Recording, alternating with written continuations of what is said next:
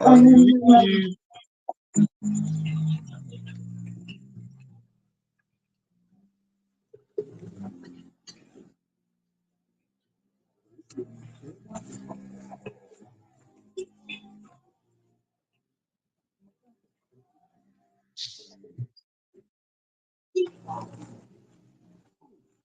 We are also streaming on YouTube, so whilst it's going on here, it's still being streamed on YouTube. So we welcome everybody to today's section of the study abroad process, and I know that a lot of you are making a headway in the study abroad process. So we hope for the best for 2024, and we're expecting the Lord to do mightily in each and every one of your life.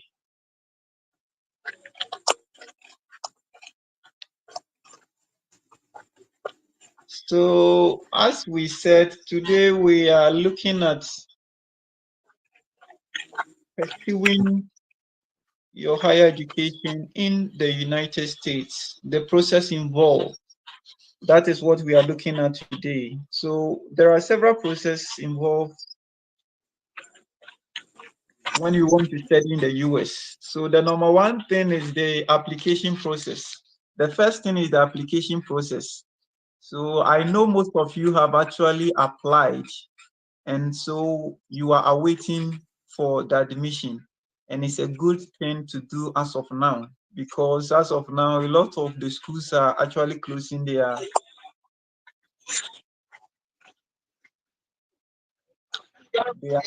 application, and so you have to do it as early as possible, though some of them will close in somewhere like even, let's say, April, and so there is still time. But my advice is that if you are still not applied, try it as much as possible to do it right away so that you can have a good funding. Because the earlier you come, the better. The earlier you come, the better. The earlier you apply, the better the chances of getting admission and also an assistantship. So that is my advice. So when admission has come, the admission committee, even as of now, they are reviewing some of the applications. And so when they are done, those people who are selected, they are going to send out emails to them to congratulate them on their admission. Those that are not able to get, they are also going to send them a message to try again next time, either in spring or the next fall. So most of the schools, they have even rolling admissions. What it means is that they have time for they have admission time for spring, summer, and also fall. So throughout the year, they have time for admission. So if you have still not applied, it's still not late. You can still apply for fall 2024 or maybe 2025, and you can go. Please, if you are here, kindly off your microphone for us, and we really appreciate it.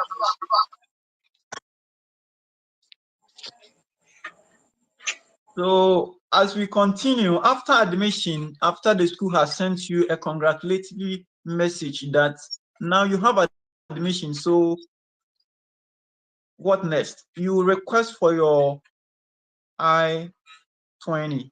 We have said about this a lot. So what entails in the I-20, we have already done a video on that. If you have not watched that video, kindly go to the ELANTech YouTube channel and watch it. So after admission, you request for your I-20. The I-20 will be sent to you through a link. You just upload your passport, then certain documents for them to actually give you the I-20. So that is it for the I-20. Sometimes you have to, if you are not given the full funding, then you need to actually provide a bank statement. So you need to get a bank statement either from a parent, that is mother or father, or from an uncle or an auntie, a family member, or even someone else. You can get a bank statement for that from that person. Then again, we have something we call affidavits. affidavit. So sometimes people who gives you the bank statement sign an affidavit of support. So they will give their allegiance that they are the people supporting you for your graduate studies, your undergraduate studies. So that is it. On the request of I-20, we have already explained the components of the I-20. So if you have still not actually got it, kindly check it and you will sail through. Okay. So as we are continuing, after you have got your I-20, what next? You buy the MRV fee. So after the I-20, you buy the MRV fee. And the MRV fee as of June 2023, 17th of June 2023, is $185. $185, which is approximately 2,201 Ghana cedis. So you buy that one from any GT bank across the country, across Ghana. You can get it at any GT bank in Ghana. You get that one. Then you book for an appointment date. You book for an appointment date. You go to the CGI portal, then you book for an appointment date. So the appointment dates, nowadays, a lot of people are not getting dates. Some people have bought the MRV fee, but they are still not actually getting the appointment. So try as much as possible that if you buy your MRV, then you have to be checking the portal regularly so that when date pops up, you can easily get a date for yourself. So you get also a 2 passport pictures. That one you upload a picture in your DS-160 filling. So after you buy your MRV fee, you book for an appointment date, then you come and fill a form called DS-160. That DS-160 is also an online form. You just key in DS-160 and it will lead you there. Then you just apply. You just fill in your details and everything. The only thing you have to do is that you connect the service ID on the form I-20 on your CGI portal, and the same ID on the DS-160. So after that, then you wait for your interview. So most of the people, we prepare them for the interview. So we meet them online like this, then we ask them questions.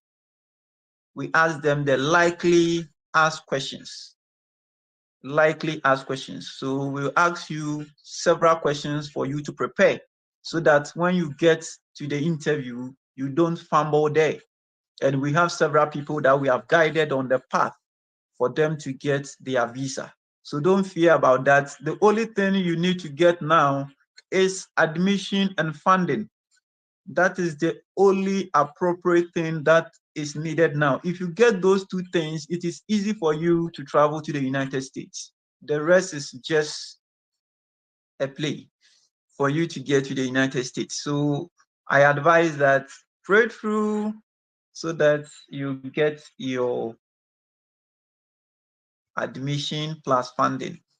So after this, as I said, after filling the DS-160, you prepare for mock interviews. We ask you several questions. Why are you going to this school? Who is going to fund your education? And there are answers there. So we guide you how to channel your answers very well, streamline your answers very well, so that when the visa officer asks you, you will not fumble there. You can give appropriate and accurate answers for those questions. So that is it.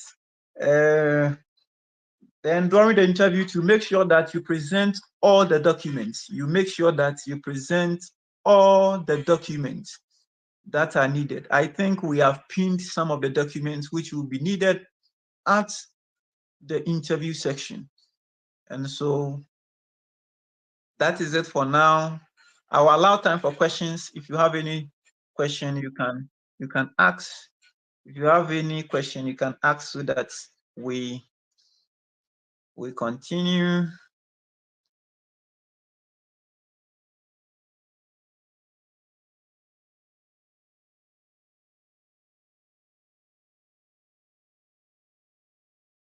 Are there questions?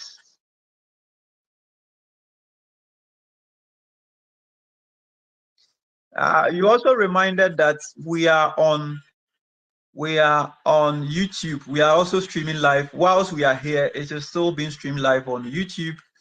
So you can also watch us on YouTube. So if you have questions, kindly unmute yourself and ask, and it will be answered for you.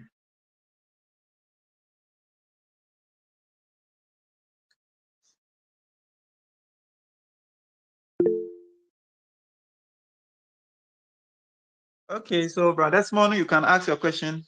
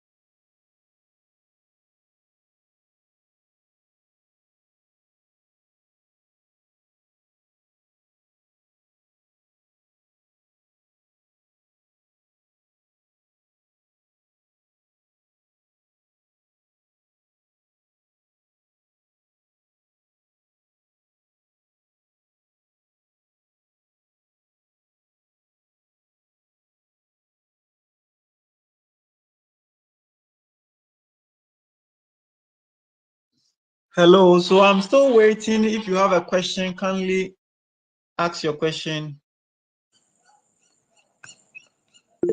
Oh, I'm sorry. I asked the question, but I didn't unmute. Please, can you hear me now? Yeah, now we can hear you. I'm sorry. I didn't unmute.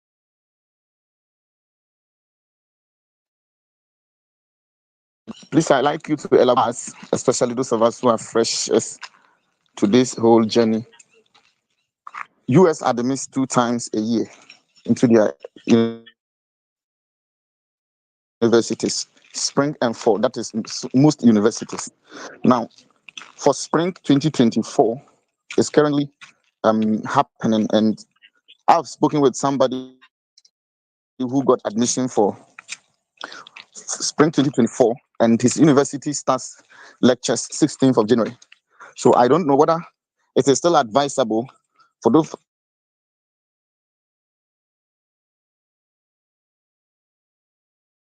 2024 open when it comes to applications and admission for spring, or you did rather advise that we target from fall 2024 and spring 2024.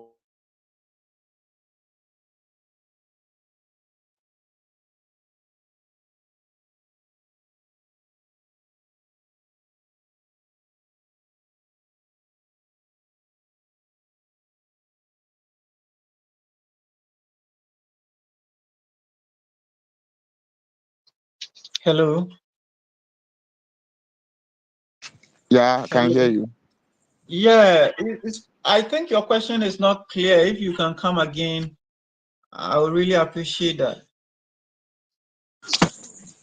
Okay, so what I said was that Yeah. for most schools in the states, Okay. do admit 2 times a year. That is spring and fall. For those of us who are new to the US educational system, would you advise that we should still target spring 2024, which is currently admitting? Most universities in the United States are admitting right now. And I spoke with somebody who got admission for fall 2024, and he has been receiving emails, spring 2024, and he's been receiving emails that lectures start 16th of this month, January, just a few days away. Would you still advise that we, those who are fresh and are not used to this journey, should still target? Maybe I have planned to target spring 2024. Would you advise us to continue, or you did rather advise that we target from fall 2024 and spring 2025 onwards? Thank you. Okay, thank you. I think it's a good question. Uh, I want to state that the US also has another term, which is the summer. So there are actually three ways of admitting students, or three terms of admitting students, and so there is fall, summer, and spring.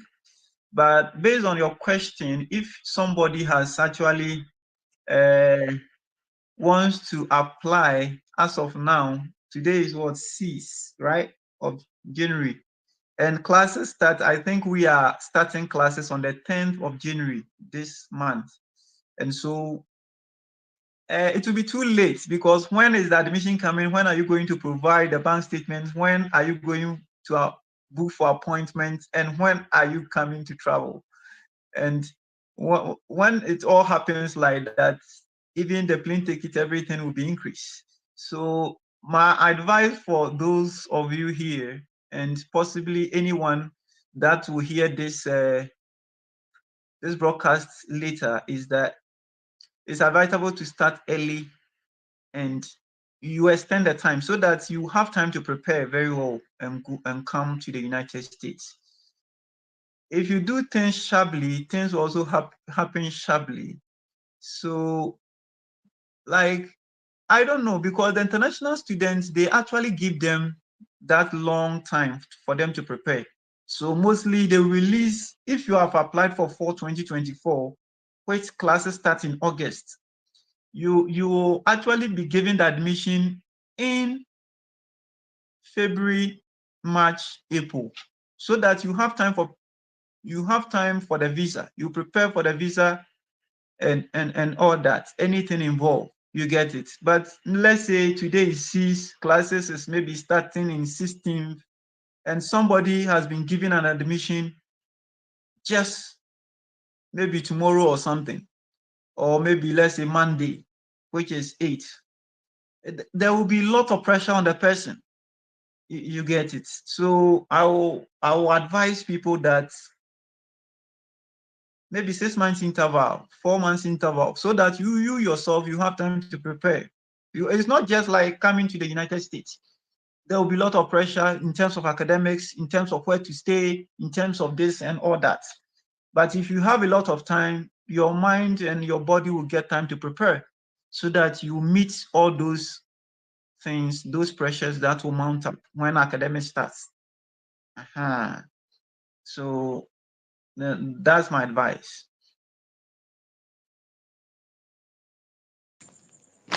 Okay, thank you. Mhm. You're welcome, bro. Do we have other questions? We have Amma, we have Ishmael, we have Dennis, we have Prissy, we have Alfred, we have Joshua.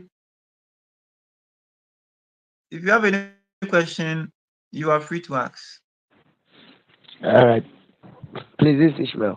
I want to, Okay. yeah, Ishmael, you are welcome. yeah, thank you. Please, with those who have gotten, or the person who has gotten admission for this spring 2024, who is being asked to come the January, would you advise that maybe the person apply for deferral, of course, to the fall 2024, so that maybe the person can have some time to prepare? So it's a very great question. Yes, if you have admission right now, and let's say you have funding, and maybe appointment date is not available, you can request for what we call emergency. You can request on the portal. There's a section called emergency. So maybe you are getting a date somewhere 2025. So you just send a request of emergency, that your program starts as early as possible, and so you will need emergency appointment to go.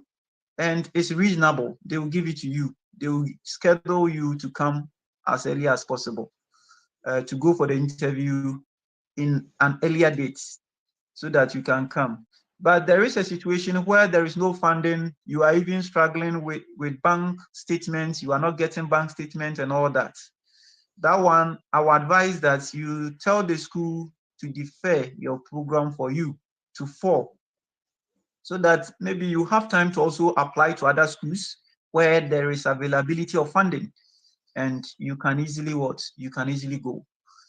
for situations where you have funding and everything, it's advisable to apply for the appointment dates and get an earlier date. You request for emergency and get an earlier date. If not, and there is no funding and you are thinking of another schools, then I will advise that just tell the school that you want to defer your program to next fall, which is the August 2024. And that will make you have time to apply to other schools and also look for funding in this school that they are giving you admission. Oh, okay. Mhm. Thank you so much. Okay, you're welcome. Do we have more questions?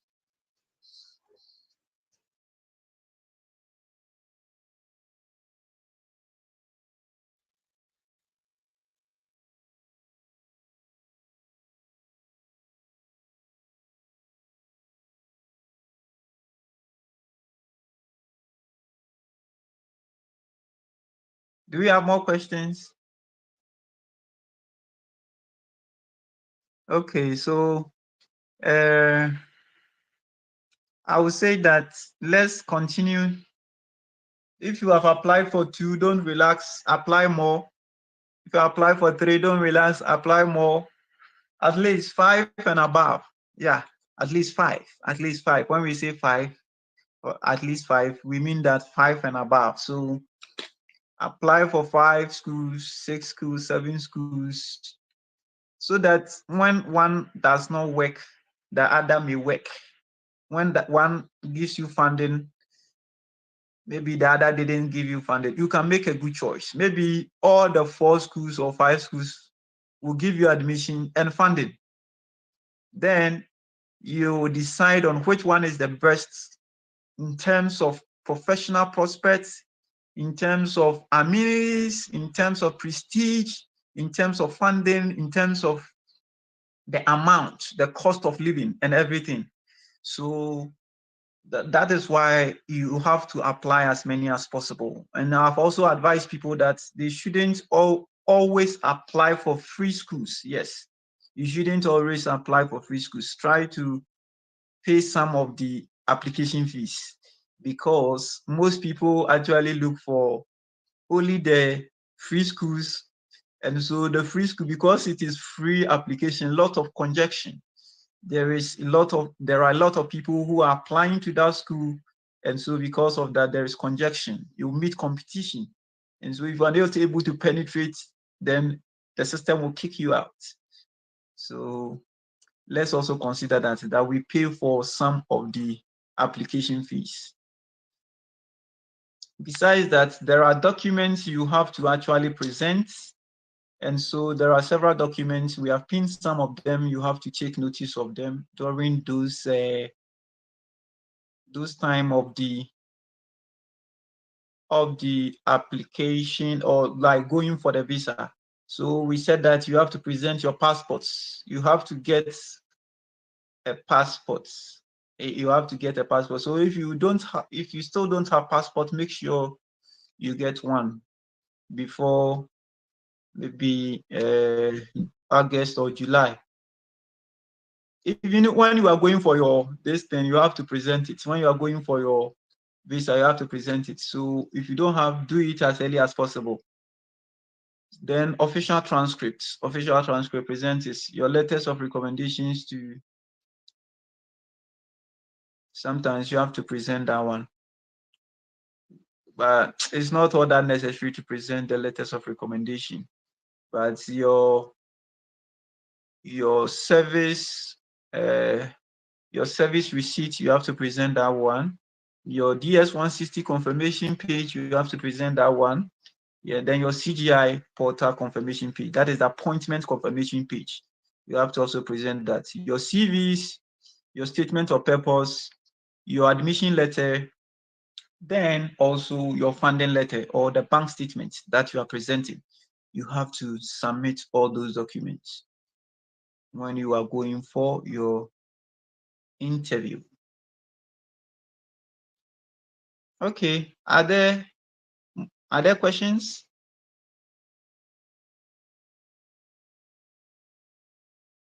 So those people who are having HND, if you are having HND or diploma, it's advisable that you do what we call WES evaluation, so that it can raise your CGPA up. It can raise your CGPA up. If you do WES evaluation and you have diploma or HND, it will raise your certificate up to maybe become, let's say, undergrads, so that you can meet the competition. You can meet the competition, and try to also apply to those those schools that accept the WES evaluations, because we have some WES evaluated schools and some schools don't really consider the WES evaluation. So when you are applying, you have to also consider that. You have to take into consideration the WES evaluated schools. That one, it will raise your CGPA up and you'll be able to actually get a school that befits you to offer. So those nurses who have gone through nursing training, those who have gone through, let's say, polytechnic, now technical universities, you can actually do those WES evaluations so that it can raise. And currently we did some for some people on this platform. They are even here, and it was somewhere $309. $309. That is after they also added their schools that they will be attending. So $309. As of 2nd January, they said they will be increasing the price. If you don't have the money, don't worry yourself. Just do the normal process and you will sail through. Because some people just did it with their HND, their diploma, and they still got admissions. Just that the funding may be limited. The funding may be limited. So that is the only case. If not, then I think if you use your normal certificate to apply, it is good. But if you have undergraduates, if you have masters, just go ahead and apply right away. Whether you have upper, lower, first class, just use it to apply, and hoping that things will work well. So those who just entered, if you have questions, we have really talked a lot. But if you have any questions concerning the US study process, you can really ask your question, and God helping us, we'll be able to answer you.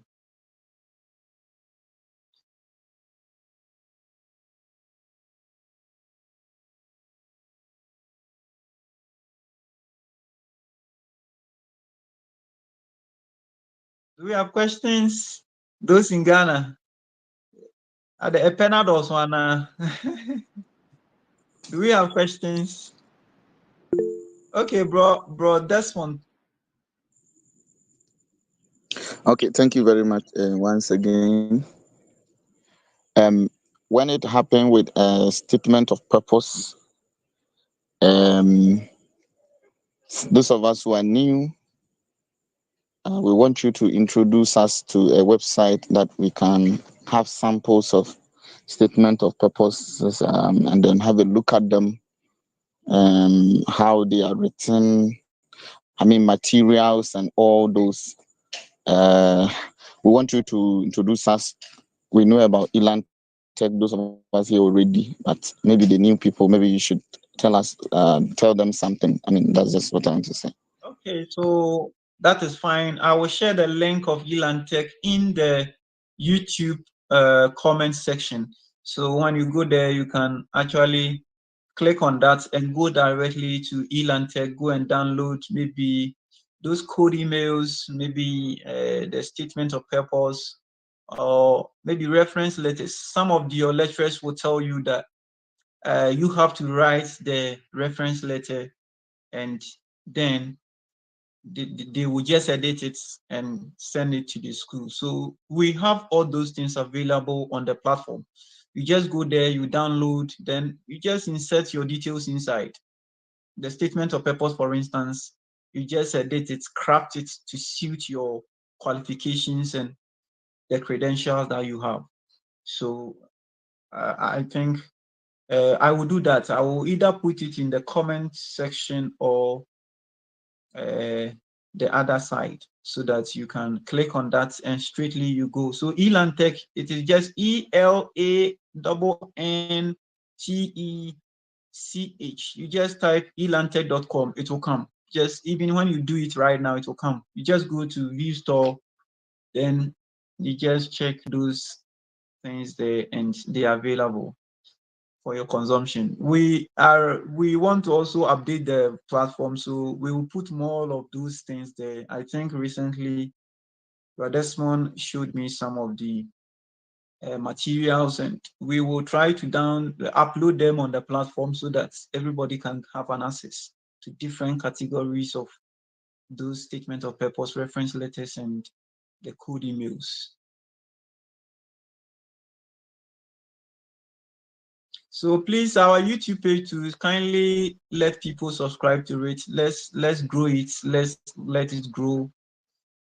We are here to just sell some of these services, just give information of these things, and we don't really sell those things. You just don't pay for all those things. So the only thing you can also do to appreciate us, just subscribe to our YouTube channel, then also share with others to also subscribe to it so that the channel can grow.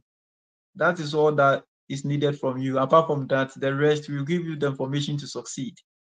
So I think God helping us, by next year, most of you will be in the US in Jesus' name. Oh, you didn't say Amen. Amen. Amen. Amen. so. I wish you all the best. If there are no further questions, we will end here and look at next week. But you are free to send me a message or brothers a message, or you can also put it inside the group or anything so that we can answer those questions for you. So thank you very much, and God willing, we shall meet next time. So I'm Emmanuel Annan, and so can we get your number? Ufuri Amount for Bismarck is asking, can we get your number? So my number is 02. I mostly I don't want to give my US number to those people outside US. So I will still give because I still use WhatsApp. The Ghana number WhatsApp. Let me give you the Ghana number. So 0241 24 83 95. 0241 24 83 95.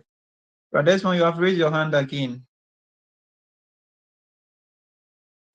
Yeah, of course. Lastly, before you go, thank you very much for the opportunity. Lastly, before you go, I've been confronted with this several times, and I've always tried to explain, but I want you to also elaborate. The United States exists as one of the most privileged of countries to study in for those of us from Africa and other parts of the world. Now, Canada also exists, the UK and Europe, or let me say the Eurozone, the European Union, Germany, France, Poland, all those, Denmark, Belgium, Netherlands, Sweden, all those are also available. But then, what does the US offer so special that makes the US the most favorable place to study compared to the others? The difference between these places, and what makes you encourage us who are old people here that we should rather consider the USA? Thank you. Okay, so I think several people have their own preference for which of the countries they want to go. When you look at, some people actually like Canada, some people also like UK, but majority of the people like the US. Sometimes, for me, I would say that I like the United States because the United States actually give full funding.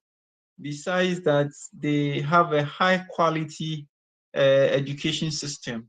The Canada too has the same, But in terms of funding, there's a limited access to funding, especially when you are going for masters. But if you are going for PhD, then you can actually get a full funding for your PhD studies in Canada.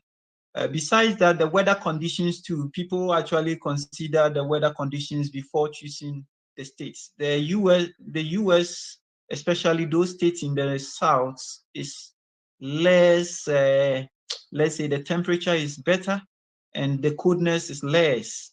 But when you consider Canada, actually sometimes they can get as low as -20 degrees Celsius. And so it's somehow appalling if you are coming from the tropical countries like Ghana, and you have been in the hot season for a longer time, and you are coming into such a deep cold. It is below temperature, it is below fridge temperature. Yes, it is actually below fridge temperature. So looking at those things, people actually consider the US to be somehow better. And when you compare US and UK, I think a lot of people, even in the UK, want to come to the United States. Economy, because of those, their wars and other things, the country is not all that, though they are still better than some of the countries in Africa, but you cannot compare it to the United States. So people are even moving from the UK to the US because the economy is stable in the US. The economy is stable and things are not like other states. So I think that is why a lot of people actually move to the US more than Canada or the other states, like UK. Mm-hmm.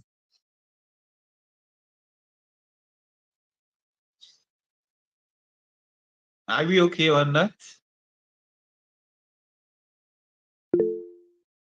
But people also, yeah, okay. So Dennis, Jeroba. Yes. Sorry.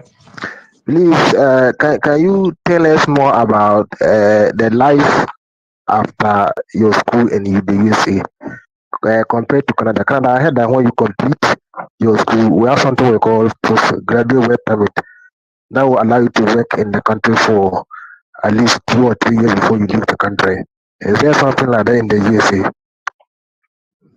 Yes, in the US, we have something we call the OPT, the optional practical training. The optional practical training. We have CPT, we have OPT. The CPT is curriculum practical training. That one, whilst you are a student, you can still do that. It is a work. You work maybe outside campus. So our emphasis here is on the OPT, which is the optional practical training. The optional practical training Okay. allows science students to do like those in the STEM courses, those who are in science, technology, engineering, and mathematics. It allows them to work 3 years in the US after school. So, Okay. yes, the visa, the status of F1 visa allows them to work 3 years after school. But if you are in the arts and the mathematics, and those the arts and the accountancy, the business courses, and those people, they don't have that privilege of 3 years. I think they have 1 year. Yes, that is what I know. 1 year after studying the US.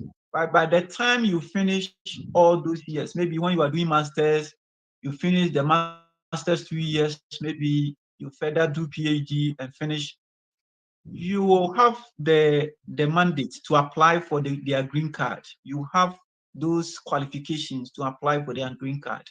And so if you don't want to go to Africa again, you can still actually apply for their green card and get their green card to stay in the country and work. You get me? Okay. Thank you. So that is how it works. But for Canada too, I think even students can work off campus. But for the US, you cannot work off campus. You cannot work off campus. But for Canada, you can actually work off campus as a student. But the US, if you're a student, you cannot work off campus. So Canada, in terms of the flexibility of job acquisition, is there. that one is there. So there is a flexibility in job acquisition too. And so even after school, you can work for that 3 years that you are talking about. Okay, thank you. Okay.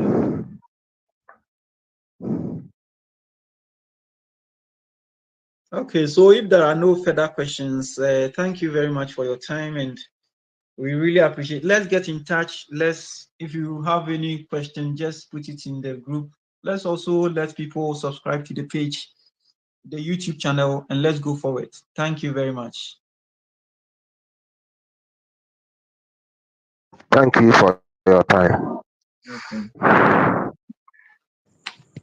Thank you. Bye bye. Bye.